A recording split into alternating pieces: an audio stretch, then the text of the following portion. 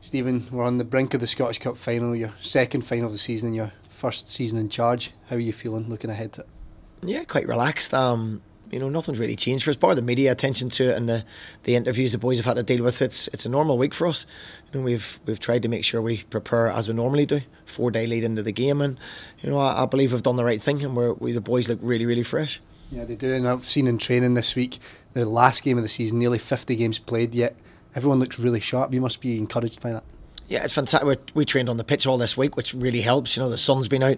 The boys look like they're just back for pre-season, where they're fresh and ready to go, and that's when they've been successful. That's what happens. People don't feel tired. The energy levels are superb. The commitment levels are superb. So we'll be very much ready to go on Saturday. In all areas of the club and in general, everyone's given their all ahead of this. That must also add to the fact that you'll go out there fully confident that your side can go out and do this. Yeah, I think the players just turn up and play the game. They don't see the bits in the background, the preparation that goes into it, with the backroom staff on the football side of it and outside of the football staff, the organisation.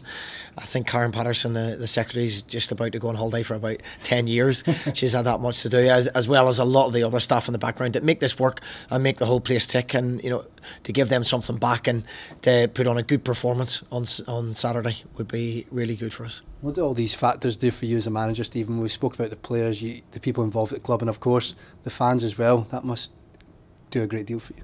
Yeah, they are a motivating factor. There's people that supported this football club and work here a lot longer than me and the players and the current staff, and will continue to do so after we're not here. And they live and die with the football club. I think Alan McDonald, the kit man, he's been here a long time. His celebrations after the semi-final was just raw emotion. Somebody that's absolutely in love with the football club. So I just said to him, I just want to win it so I can see how mad he reacts to it. But it's people like that. It's the people in the background that make everything easier for the players and try and give them every chance of being successful that you'd really love to do it for.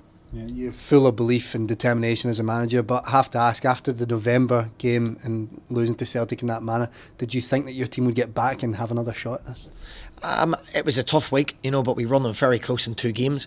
We've run them very close again in another game where we had 10 men. So yeah, that was a wee bit of a wake-up call maybe for the squad, that we need to be stronger, and maybe for myself as well, where I probably should have made a lot more changes. We genuinely believed we could go and win that third game, and it didn't quite transpire like that. So the boys have shown great character. There was a bit of disappointment, both psychologically as well as tired bodies after the 3 games.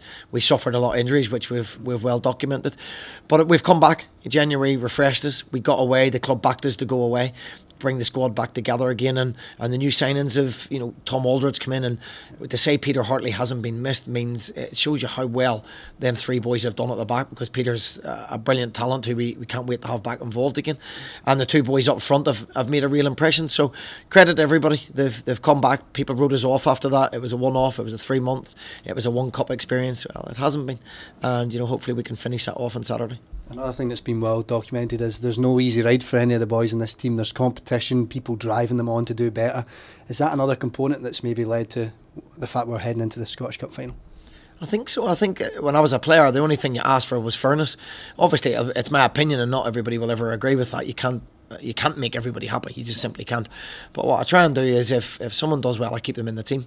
If they train well, they've got a chance of moving in front of somebody that possibly was on the bench. And that's how we've tried to do it. Whether you're the captain of the club or whether the youngest member, then I don't think anybody should be assured of their place. Yeah, you go into every game full of preparation, but what differs about this one? Because of course there is extra spice to it. Our preparation, we prepare. If we're playing Ross County, we're playing Partick, or we're playing Celtic, or we're playing Aberdeen, our preparation is meticulous. It has to be. You're fighting against the odds, with the players and the squad that them teams have got. So it has to be meticulous, and we show everybody the same amount of respect. So we haven't prepared any differently. We will be as prepared as we always are, which is very well prepared. So we've tried to train as normal. We've tried to keep the intensity as normal and not protect people. We managed to give a few people a rest on the Saturday, which turned out very well. We got a 3-0 victory against Hamilton, which is always very nice. And it sends everybody in really good form, good frame of mind into this game. Yeah, and another thing that you spoke about, obviously the preparation is one thing, but the boys in your team seem always mentally prepared, that they don't fear any opponent. That's something that they clearly have had from the moment they started playing football. Yeah, I think we've shown that in games, but we've beat all the top teams, and we have we've been very, very competitive against every team we've played. Nobody's blown us away. Nobody's outfought us, outrun us. At times we can be better on the ball, and the boys know that. We know what we need to improve. But as a squad of players, we've competed against the best teams in the league. So why not Saturday? And the club record, 20 clean sheets, that's just been broken, is another thing that shows how hard we are to play against. That's something that maybe the likes of Celtic will be concerned about. Yeah, it's any basis of a good squad and a good team, and it really is a squad. Trevor and the back five will get the ultimate credit for it, but defending starts from the front. We ask our front players to make sure they work their socks off, and the midfielders to do the same. So it comes as a group of players. That 20-game clean sheet record is a squad achievement, not just the defenders. They obviously will get more of a mention in it, but it has to be, and you have to be organised. And if you don't concede goals, you don't lose football matches. That's the basis we build from. It might be hard to put it into words exactly, but what would it mean for you, Stephen, to be able to lift a trophy from home?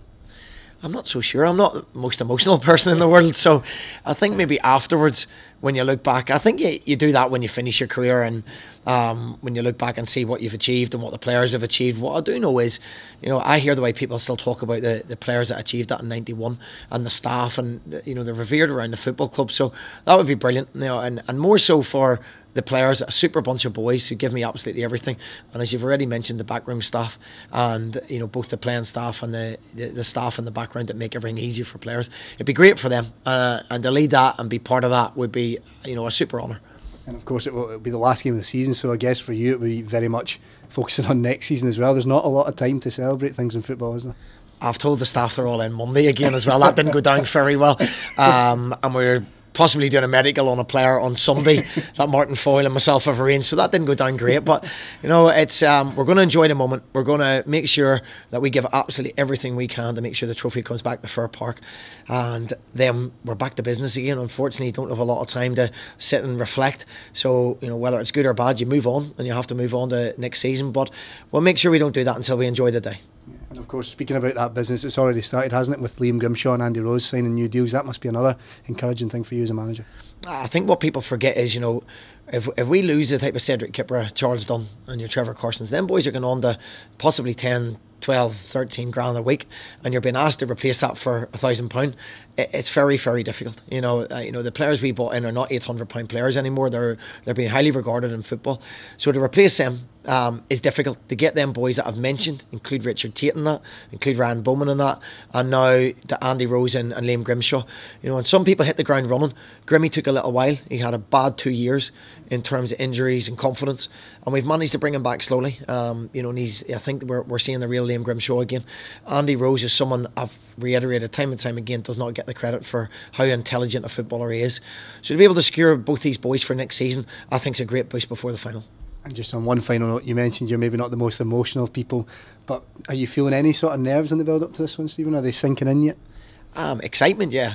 Not nerves, no. I think as a manager and a coach, if you've prepared your boys the best you possibly can do and leave no stone unturned, then there's not a whole lot more you can do, and what will be on the day. And you hope that people take that information on board, and you hope that they don't freeze on the occasion.